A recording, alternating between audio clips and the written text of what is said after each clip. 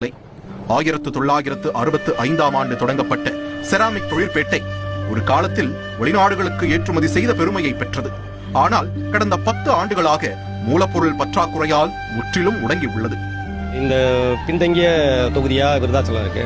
விருதாச்சலத்தில் ஒரு பெரிய தொழிற்பேட்டையோ எதுவுமே இல்லை, தொழிற்சாலைகள் இல்லை. ஆனால் பீங்கான் சம்பந்தமான ஒரு டிப்ளமா கல்வி இது வந்து தமிழ்நாட்டிலே இல்லாத ஒரு கல்வி நிலையம் இங்கே இருக்கு. அதை தரம் மேம்படுத்துறது மட்டுமல்லாமல் இங்கே இருக்கிற இந்த பீங்கான் தொழிற்சாலையில் மூலப்பொருள் கிடைக்காம ரொம்ப அவதிப்பட்டு வராங்க. அந்த மூலப்பொருள்களை அரசே எடுத்து தரணுங்கிற அந்த கோரிக்கை பெரும்பான்மையா அந்த தொழிற்சாலை இருக்கக்கூடியவர்களுடைய கோரிக்கையா இருக்கு. ஆனா அது நிறைவேறாம வெகு நாட்களாக இருக்கிறதால நிறைய கம்பெனிகள் மூடப்பட்டு வருது.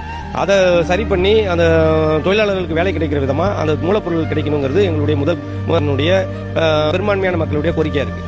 அதெல்லாம் தரம் மேம்படுத்தணுங்கிறது இந்த மக்களுடைய கோரிக்கை. தரம் மேம்படுத்தினாதான் இங்க பகுதி மக்களுக்கு வேலை வாய்ப்பு இன்னும் அதிகமாக கிடைக்குங்கிறது மக்கள் எதிர்பார்க்கிறாங்க. சட்டசபை தேர்தலின் போது முதல்வர் மு.க. ஸ்டாலின் விருத்தாச்சலத்தை தனி மாவட்டமாக மாற்றுவோம் என்று உறுதியளித்தார்.